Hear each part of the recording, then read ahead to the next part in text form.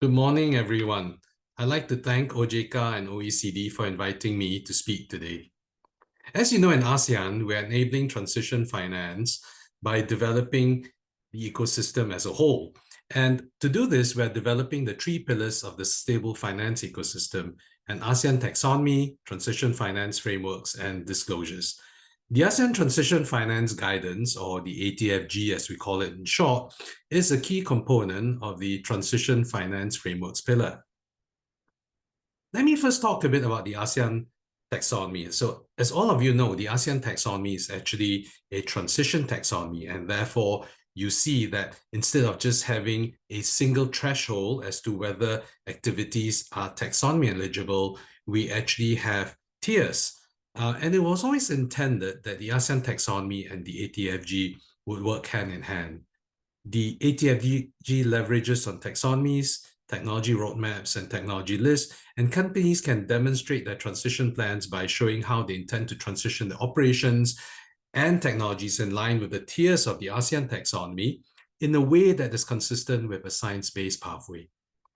The ASEAN taxonomy provides transition milestones through its tiered TSC, as you can see, while the ATFG helps companies chart their transition journeys. The ASEAN taxonomy can be used in conjunction with the ATFG for, firstly, point-in-time current state assessments, helping in target setting and action plan development, and supporting risk assessment and mitigation. So, if you look at how we are positioning the ASEAN taxonomy and the ATFG, underlying that must also be disclosures, and I will come and talk about disclosures later on. Now, the ATFG was conceived, although we have seen a plethora of guidances and frameworks on transition finance.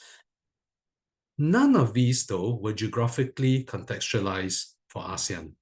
Science-based models can provide specific pathways for most emissions-intensive sectors, but they can be limited in the degree of geographic specificity. So regional decarbonization pathways from science-based sources can address how geographic regions may vary their pace of transition. This is very important.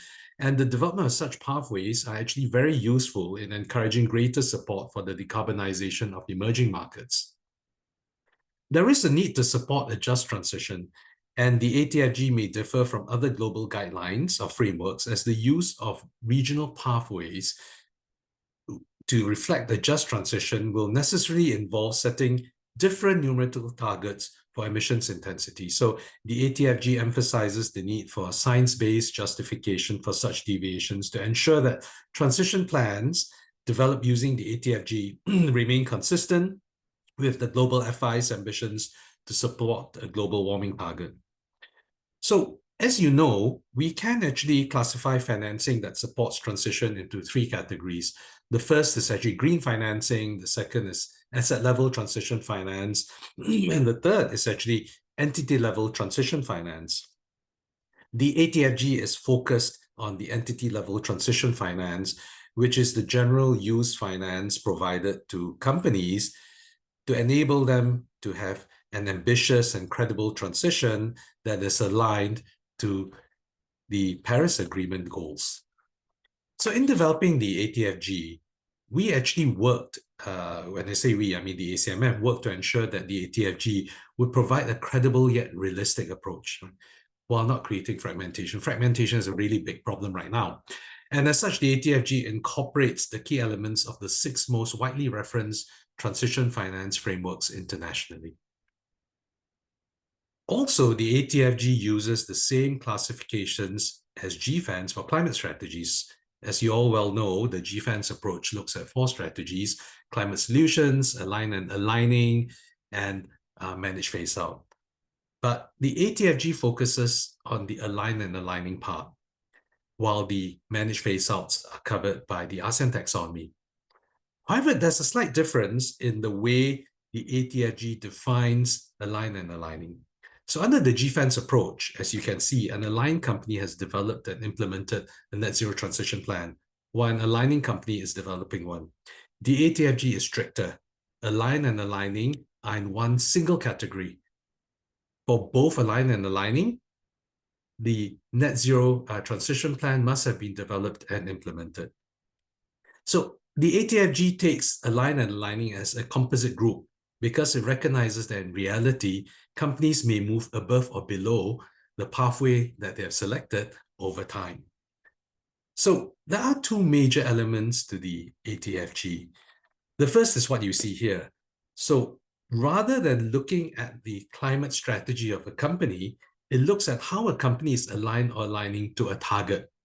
It recognizes the different starting points and circumstances of regional companies and that the internationally commonly used 1.5-degree target, while being the gold standard, is also a target that is hard for many to achieve.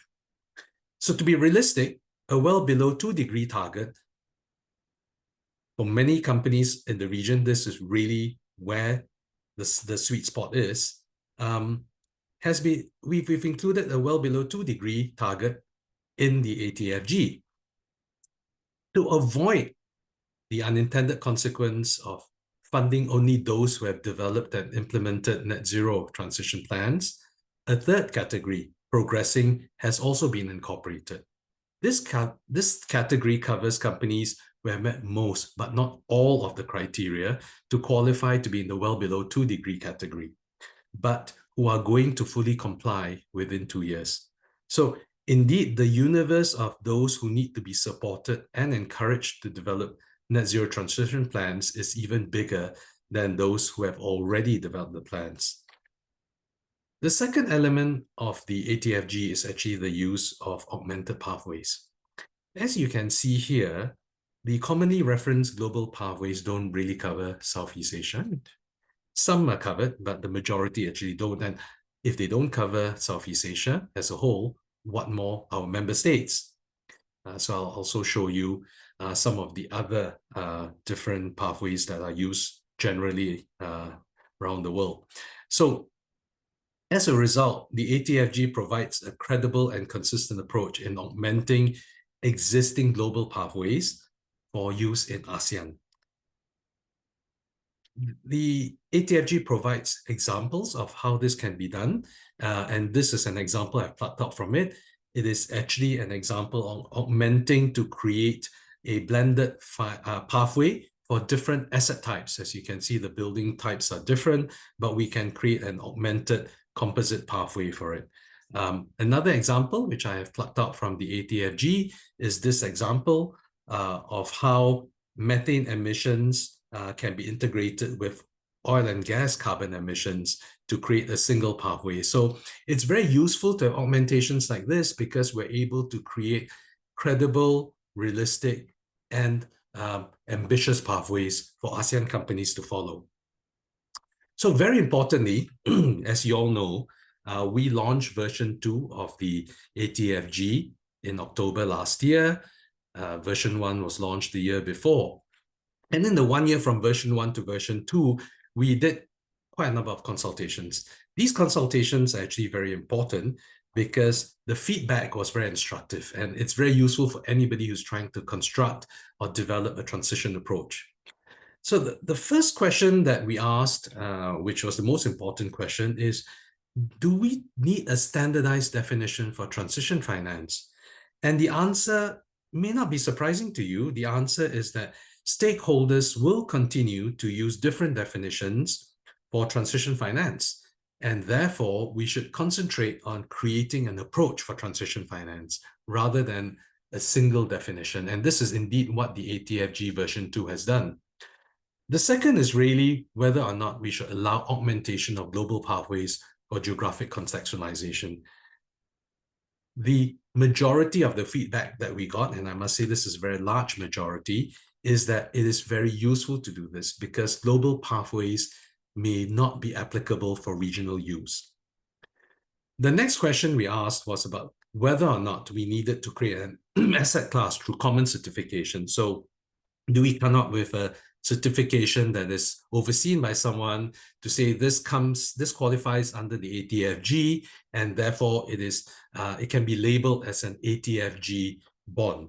The answer to that was that it was not necessary because we don't have we are not intending to have a common definition for transition finance, and therefore certification should be encouraged on a voluntary basis, but not made compulsory, certainly not to create an asset class in that way. The next question was on transition tiers. Do people think that the transition tiers are actually ambitious enough and encouraging enough, or will it result in greenwashing?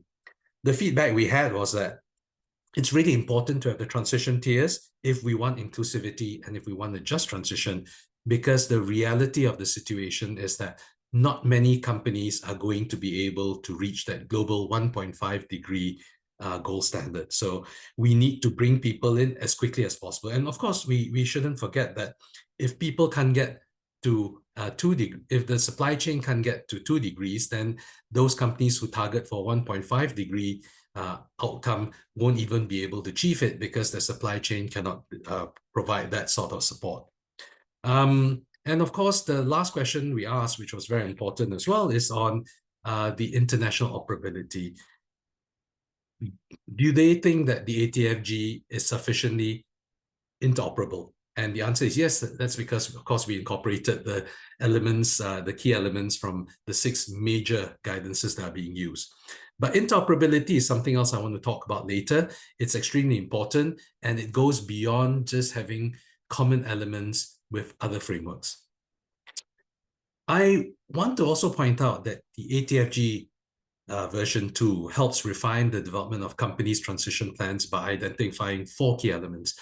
As you can see, the first is scope of emissions, the second is business activities, the third is emissions profiles, and importantly is local nuances and geographical coverage. Right? The ATFG also takes a 2-step approach in demonstrating eligibility for transition finance. The first is establishing a climate ambition, and the second is establishing robustness to deliver, because you can have an ambition, but you must be able to deliver on that ambition. So implementation is actually very critical. And for any corporate, it means having an action plan, capital allocation plan, because if you don't have capital, you can't execute. You need to provide for risk assessment and mitigation, incorporate ongoing monitoring, and you need to put in place the right governance structure as well.